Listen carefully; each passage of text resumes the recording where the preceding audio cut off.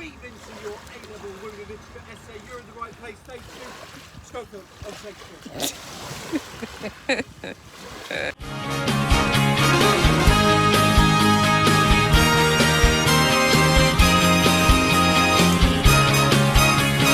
Simili a degli eroi, abbiamo il cuore a strisce. Number 1. The novel does switch gender stereotypes, portraying the men as passive and the women as active and domineering. This is certainly the case, most notably with Jeanette's father, as epitomised in the fact that Jeanette initially tells Melanie that he doesn't exist after learning that she was fatherless. This quotation would be useful in countering the idea from the past paper question that female characters in literature tend to be merely observers, taken from 2019. Number 2. Jeanette, instead of uncovering a single static identity, constructs for herself a series of shifting fluid selves by means of the acts of storytelling and fabulation in which she engages. Within the narrative as a whole, it is clear that Jeanette is not prepared to accept the pre- or mother-ordained destiny laid out for her as an asexual or at a push heterosexual missionary. In a similar way, the structure of the novel challenges overly simplistic, fixed, one-dimensional narratives which seek to diminish and reduce rather than allow space for exploration and genuine personal fulfillment. As with the previous quotation, this critical quotation could be used to challenge the idea that female characters in literature tend to be observers, taken from 2019. Number 3. The absent biological mother is hardly mentioned, but she remains as a spectre nevertheless, and is a reminder of how the past never finally disappears. The one time Jeanette's mother is mentioned, it is referred to as a capitalised awful occasion. Mrs. Winterson actually hits Jeanette after being questioned about the appearance of a strange woman at the door, as Jeanette tries to affirm her rights to seeing her birth mother with the words, "She's my mother." Does she remain as a spectre throughout the novel?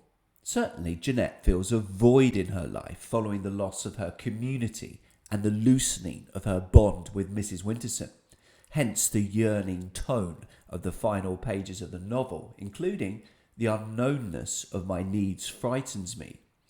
Whether she is a spectre, as Jeanette continues to forge a confident lesbian sexuality for herself and searches for love, I'm not so sure. This quotation could potentially be weaved into an essay about the extent to which motherhood is central to literature by and about women, taken from 2019. Number 4. Oranges Are Not the Only Fruit also considers how impossible it is to escape from a constructed past where, although there is no biological tie between mother and daughter, the connection is still present even after betrayal and Jeanette's excommunication. Yes, Jeanette returns to her mother as an adult for Christmas, and neither party mentions potentially relationship terminating past exchanges between them, which included times when her mother has referred to her as a demon due to her natural lesbian urges. I see this as a reasonably positive sign. Actually, her mother hasn't cut her off completely, in spite of her mad religious extremist rhetoric and leanings. Another quotation which could be used within an essay about motherhood being central to literature by and about women, taken from 2019. Number 5. Gabriel Griffin suggests that the mother is a gatekeeper of patriarchy, and so, in a sense, masculine in outlook despite her female sex.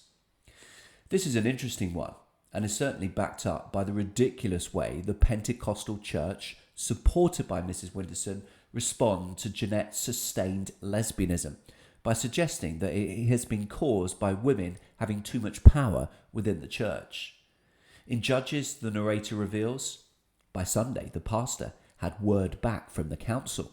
The real problem, it seemed, was going against the teachings of St. Paul and allowing women power in the church. My mother stood up and said she believed this was right, that women had specific circumstances for their ministry, that the Sunday school was one of them, the sisterhood another, but the message belonged to the men. Patriarchy and bigotry 1, equality and strong northern women 0. This quotation could also be weaved into an essay about motherhood being central to literature by and about women taken from 2019. Number 6.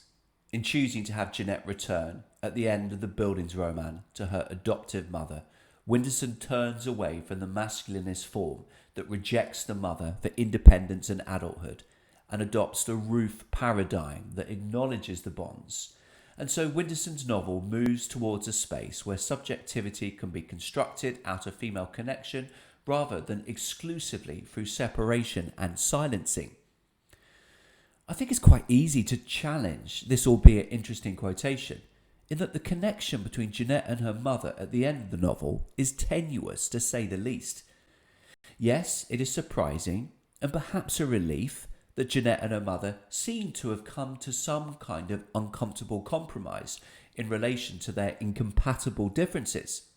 However, Jeanette ends the novel very much as an isolated, yearning figure who is very much still displaced. A shorter version of this quotation could potentially be weaved into this past paper question about motherhood, yes, from 2019. Number 7. Winterson's protagonists are always engaged in journeys that remain unfinished. This is certainly the case for Jeanette, and the fact her journey is unfinished is perfect for Winterson, as it allowed her to soak yet more mileage out of similar material in her 2011 book, Why Be Happy When You Could Be Normal? Oranges is about Jeanette's quest to discover herself and remain true to herself. Given that she continues to inhabit a society which doesn't fully accept her sexuality, the reader has the sense at the end of the novel that, in many ways, her life is only just starting. This quotation could potentially be weaved into an essay exploring the extent to which female characters in literature show strength in adversity, taken from 2023. Number 8. The main thrust of Oranges Are Not the Only Fruit is to criticise homophobia. But with this tale of Winnet, who falls in love with the wrong boy, Winterson promotes love unquestionably as a transcendent theme. It's impossible not to feel for Jeanette in the novel as we witness the disgraceful way she is treated due to her homosexuality. Can you remember this moment from Joshua as uttered by a supposed man of God? Don't let her out of this room. And don't feed her. She needs to lose her strength before it can be hers again.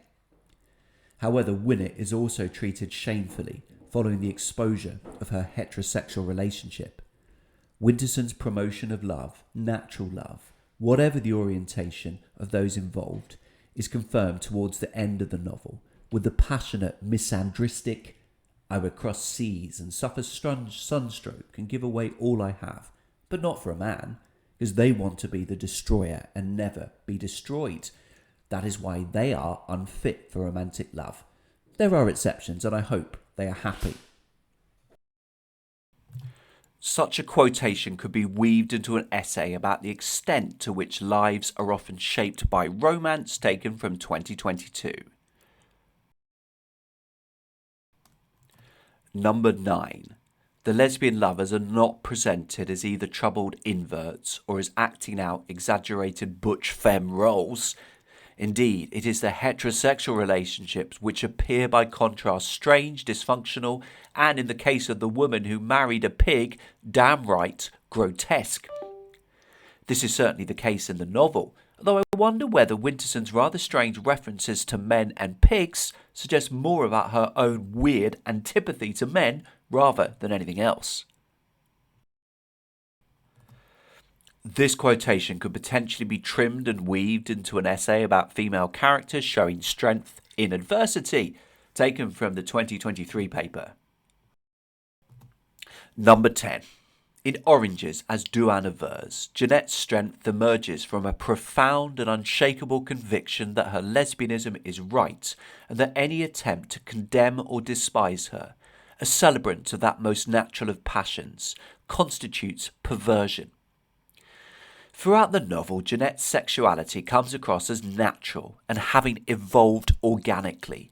Her relationships with Katie and Melanie are described as innocent and wholesome. With Melanie, for instance, we read the Bible together and usually spent half an hour in prayer. She was my friend. That such a natural relationship ends up being labelled as demonish is most certainly wrong and perverted. You could potentially weave this quotation into this essay about female characters showing strength in adversity, taken from 2023. This has been a Schofield on Shakespeare production, giving you the quotations you need on Jeanette Winterson's Oranges Are Not the Only Fruits. Many thanks for watching.